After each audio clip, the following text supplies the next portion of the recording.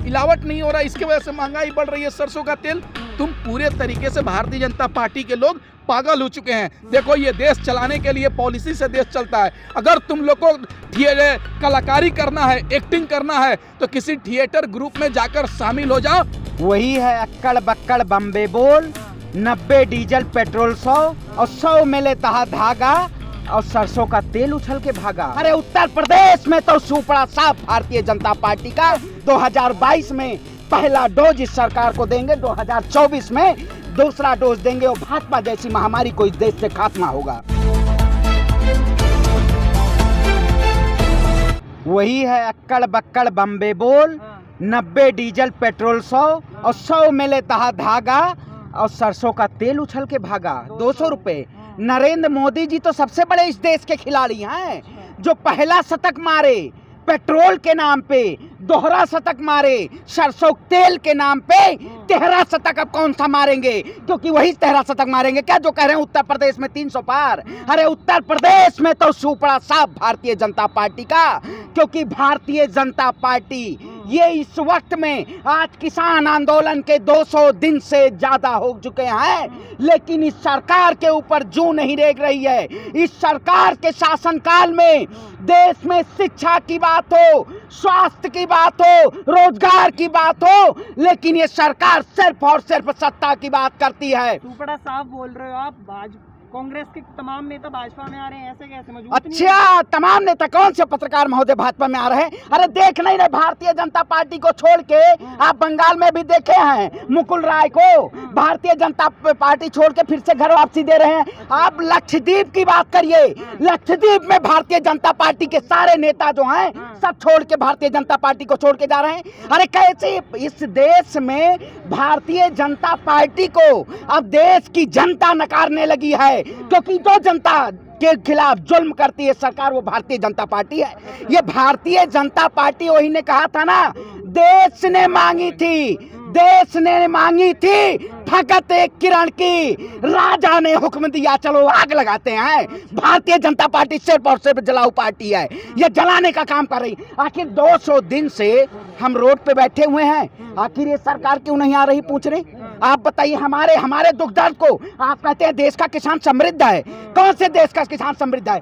E NAM portal की बात करिए, उस पे चाहे दाल की कीमत हो, धान चावल गेहूं की कीमत हो, सरकार कोई एमएसपी का मूल्य बोला थोड़ी महंगाई बढ़ेगी ना, खजाना खाली है भारत। अच्छा, अनपढ़ और गंवार को आप बता देंगे भाई कृषि मंत्री तोमर, और तोमर क्या बताए, उनको बनाए हैं। कह रहे हैं सरसों की तेल में महंगाई इसलिए आई है कि उसमें मिलावट हुआ है। अरे देश का किसान बैठा हुआ है रोडों पे, आप उसकी नहीं हक की बात करते हैं। अरे ये सब सिर्फ स्वार्थी बात है। आप भी आज तक वाली बात करते हैं, वही गोदी मीडिया की बात करते हैं। क्या पत्रकार महोदय? उन्होंने बोला तो हमने बताया, आप बताइए ना अपना। हाँ तो आरोप लगा रहे हैं? नहीं, आरोप की क्या? पत्रकार महोदय देखिए, आरोप पर ये सरकार जो बैठी हुई है ना सेवन लोक कल्याण मार्ग पे दिल्ली पे, ये सिर्फ और सिर्फ तानाशाह सरकार है। तानाशाही के वजह से आज पत्रकारिता, कार्यपालिका, न्यायपालिका, विधायिका सारी भारतीय जनता पार्टी खरीद चुकी है। ये सिर्फ और सिर्फ जनता को गुमराह करके, देश की जनता को गुमराह करके और अपनी सत्ता हथियाना चाहती है। लेकिन अब उत्तर प्रदेश में बाबा को यहाँ मठ में जाना होगा, बैठना होगा। श्री राम के नाम पे इस सरकार ने सबसे बड़े घोटाले किए हैं। राम मंदिर के नाम पे कितना चंदा आया, प्रधानमंत्री राहत कोष के नाम पे कितना इन्होंने कोरोना जैसी वैश्विक महामारी में हमारे से गरीबों से 10-10 रुपए लेके और वेंटिलेटर तक नहीं दे पाए, ऑक्सीजन जनता को नहीं दे पाए। दाल चावल रोटी हमें क्या चाहिए, दाल चावल रोटी मकान, वो भी नहीं दे पाई ये सरकार। ये सरकार क्या कह रही है? संसद भवन बनवाएंगे, सेंट्रल विस्टा प्रोजेक्ट बनेगा, प्रधानमंत्री आवास बनेगा, मोदी जी शौक पूरा करेंगे, देश की जनता गेहूं के घुन पीसेगी। हैं? अरे ये घुन पिसवाना चाहते थे, देश की जनता को गुलाम बनाना चाहते थे, लेकिन अब देश की जनता गुलाम नहीं बनेगी, इस सरकार को उखाड़ फेंकने का काम करेगी। क्योंकि जो सरकार देश को हित में, न राष्ट्र के हित में, न जनता के हित में काम नहीं करेगी, उस सरकार का इस देश में कोई वो नहीं है। उस सरकार को कोई इस देश में नहीं। आऊंगा तुम्हारे पास। आपको कैसा लग रहा है राजस्थान ने डीजल में शतक मार लिया है?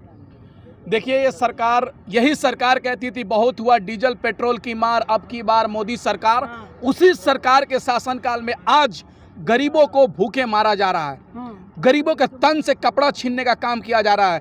पेट्रोल के नाम पर, डीजल के नाम पर, गैस सिलेंडर के नाम पर देश के आम नागरिकों से ये सरकार लूटना चाहती है।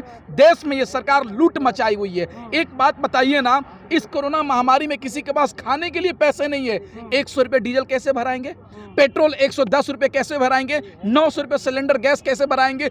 200 रुपये सरसों तेल कैसे खरीदेंगे? ये सरकार को सोचना चाहिए था, लेकिन ये सरकार सोच नहीं रही है, बल्कि भारतीय जनता पार्टी के विधायक और सांसद मंत्री इस तरह से उलूल जुलूल बयान दे रहे हैं कि लग रहा है वो आदमी मानसिक रूप से पागल हो चुका है, उसको इलाज कराना चाहिए। वो बोल रहा है मिलावट नहीं हो रहा, इसके वजह से महंगाई बढ़ रही है सरसों का तेल। तुम पूरे तरीके से भारतीय जनता पार्टी के लोग पागल हो चुके हैं। देखो, ये देश चलाने के लिए पॉलिसी से देश चलता है। अगर तुम लोग को कलाकारी करना है, एक्टिंग करना है, तो किसी थिएटर ग्रुप में जाकर शामिल हो जाओ।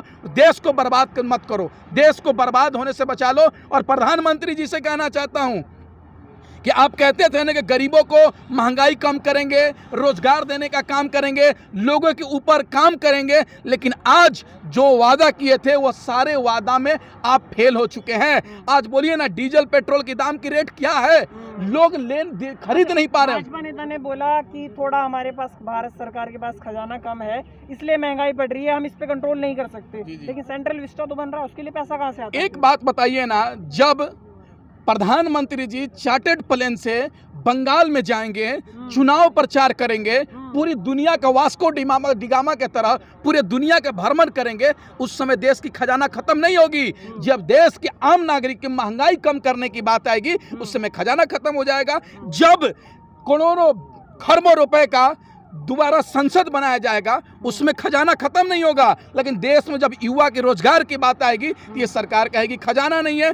करोड़ों और खरबों रुपए का भारतीय जनता पार्टी का ऑफिस दिल्ली में आईटीओ में बन जाता है, लेकिन एक नई फैक्ट्री नहीं बनती है कि बच्चों को रोजगार दिलाया जाए। यही तो देश में चल रहा है कि ये लोग, जब देश की जनता पूछेगी रोजगार दो, खजाना खत्म, महंगाई कम करो, खजाना खत्म, महिलाओं को सुरक्षा करो, खजाना खत्म, हर चीज पे खजाना खत्म। लेकिन भारतीय जनता पार्टी के पार्टी बनाना होगा, बड़ी बड़ी पार्टी, उस समय खजाना लगाया जाएगा। जब चुनाव प्रचार किया जाएगा, 20-20 हेलीकॉप्टर लेके बंगाल जाएंगे, असम जाएंगे, लेकिन उस पैसे का खर्च सही जगह पे नहीं करेंगे। ये सरकार गलत तरीके से पैसे का इस्तेमाल करके अपने पार्टी को प्रमोट कर रही है और देश के नागरिकों को बीच मझधार में लाकर छोड़ने का काम की है ये सरकार। दोबारा होगा मैं आपका, डीजल की बात बार बार कर रहा हूँ। किसानों को डीजल की बहुत ज़रूरत होती है, ट्रैक्टर हो, जुताई हो, भराई हो, न जाने जनरेटर पता नहीं किस किस में। और वहीं किसान वैसे ही पहले से आंदोलन पे, अपनी मांगों पे, वहाँ 100 डीजल हो गया है। कैसे देखते हैं इस चीज़ को?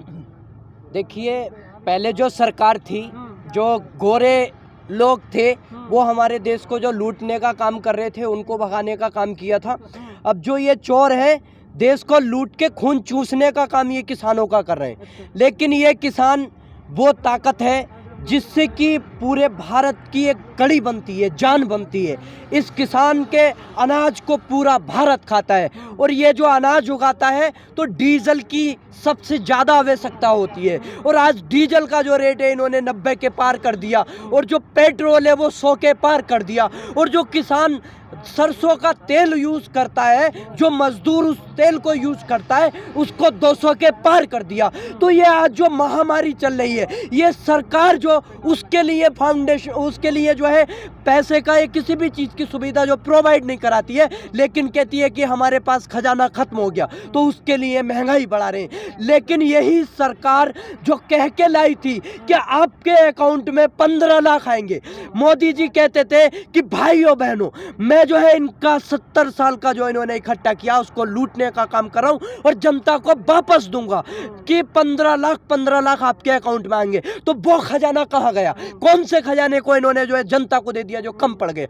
ये केवल इन्होंने जो है प्रचार तंत्र में काम करने का काम किया, तो उसमें उस चीज से फर्क नहीं पड़ेगा। लेकिन ये किसान वही आदमी है साहब जिसने सत्ता पे बिठाया है, और सत्ता से गिराने के लिए ये कोई टाइम नहीं लगाएगा। ये सत्ता से ऐसा इनको खदेड़ेगा कि इनको गुजरात के अंदर भी छिपने के लिए जगह नहीं मिलेगी। चाय बेचने वाले को दोबारा से चाय बेचनी जरूर पड़ेगी। दोबारा आऊंगा मैं आपके पास। मध्यम वर्ग जो सबसे ज़्यादा ऑयल जिससे फ़र्क पड़ता है, 200 पार हो गया, वो क्या सोच रहा होगा इस समय पे, और क्या उत्तर प्रदेश के अंदर इसका प्रभाव पड़ने वाला है? देखिए, पूरे तरीके से इस देश का आम नागरिक मैं भी होने के नाते, युवा होने के नाते ये चीज़ सोचता हूँ कि ये सरकार हमको मारना चाहती है।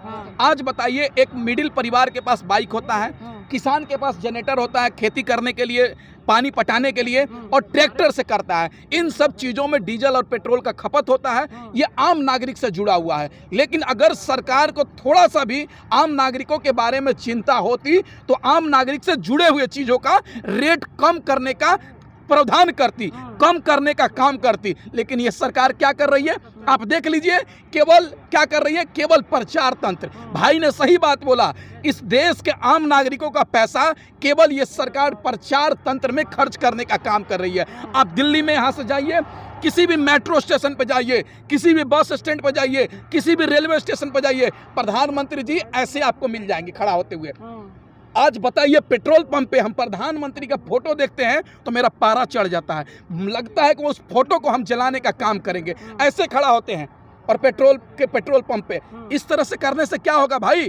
फोटो चिपकाने से देश की महंगाई कम नहीं होगी, पेट्रोल डीजल के दाम कम करने होंगे किसी भी हालत में। और एक बात सुनिए ना, लॉकडाउन को केवल खुलने दीजिए, आप लॉकडाउन को खुलने दीजिए। लॉकडाउन खुलने के बाद पूरे देश की जनता सड़क पर आने का काम करेगी, क्योंकि पेट्रोल डीजल एक देश के आम नागरिकों से जुड़ा हुआ है, किसान से जुड़ा हुआ है, गरीब ठेला व्यापारी जो बस से सवारी करता है उससे जुड़ा हुआ है, कार वाला से जुड़ा हुआ है। तमाम चीज़ों का रिलेशन इस आज बताइए किस चीज़ पर राजनीति हो रहा है, किस चीज़ पे? उत्तर प्रदेश में जाइएगा, आदित्यनाथ योगी जी, ढोंगी जी क्या काम किए 4.5 साल में? हिंदू मुस्लिम बैकवर्ड फॉरवर्ड, मंदिर मस्जिद के अलावा देश में आज रोजी रोटी, कपड़ा, मकान, शिक्षा, सड़क, बिजली, पानी, इन सब चीज़ों पर राजनीति होनी चाहिए। और देश की जनता इसके नाम पर वोट देगी, इसके नाम पे नहीं वोट देगी कि जैनुल को पुलिस मार देगा हरियाणा में, फैसल को पुलिस मार देगा उत्तर प्रदेश में।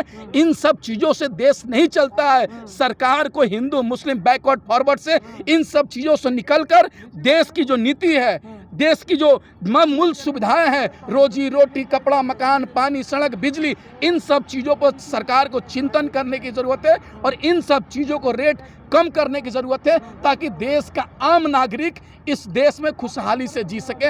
एक और बात कहना चाहता हूँ, हरियाणा में बहुत ज़रूरी बात, हरियाणा में खोड़ा गांव है, खोड़ा गांव है जहां पर लगभग 10 से 15 हज़ार घर हैं और 1 लाख लोग रहते हैं। उस गांव को भारतीय जनता पार्टी की सरकार उखाड़ने का काम कर रही है। वो सरकार कहती थी सबको घर देने का काम करेंगे, सबको आवास देने का काम करेंगे, लेकिन वही सरकार आज गरीबों को घर छीनने का काम कर रही है। ये सीधे तरीके से दिखता है कि हमारा प्रधानमंत्री कितना झूठ बोलता है। गिरगिट कितने रंग बदलते हैं, लिमिट रंग की बदलता है, लेकिन हमारा प्रधानमंत्री कदम कदम पे रंग बदलने का काम करते हैं, कदम कदम पे झूठ बोलने का काम करते हैं, कदम कदम पे फरेब करने का काम करते हैं। ऐसा प्रधानमंत्री की जरूरत नहीं होगी हमारे।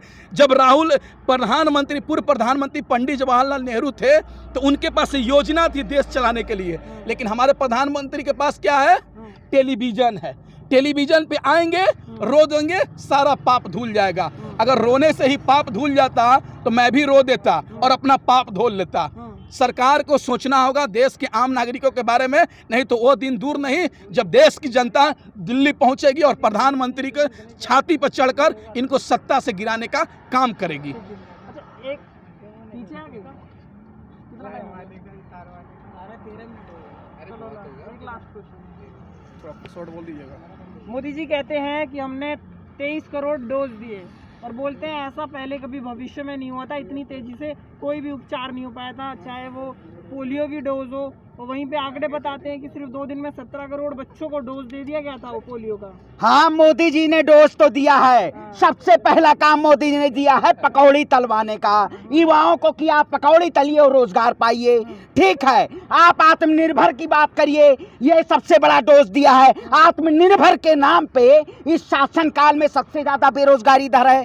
ठीक है, आत्मनिर्भर क्या बनेंगे? अरे जो सेल में अपने देश शादी नहीं करके आए हो, देश की जनता को आत्मनिर्भर की बात कर रहे हैं। मोदी जी डोज नहीं दे रहे हैं, ये आम जनता की रोजी रोटी मकान छीन रहे हैं। हमारे भाई साहब ने अभी कहा खोड़ी की बात की, खोड़ी गांव है, वहाँ एक इतना बड़ा मोहल्ला है वहाँ पे, और वहाँ के घरों को तोड़ा जा रहा है। अरे कोरोना जैसी वैश्विक महामारी में देश की जनता भोजन चाहिए, उनको मकान चाहिए। जो सरकार कहती थी सबका साथ सबका विकास, सबका विश्वास, अरे न सबका साथ रहा, देश का किसान रोड पे बैठा है, न सबका विकास रहा, न युवा बेरोजगार है, सरसों का तेल महंगाई पे, डीजल महंगा है, पेट्रोल महंगा है, देश में बेरोजगारी दर चरम पर है। CMI की रिपोर्ट कहती है कि -7% इस समय बेरोजगारी दर है, GDP की हालत खराब है, और विश्व गुरु बना रहे हैं भारत को।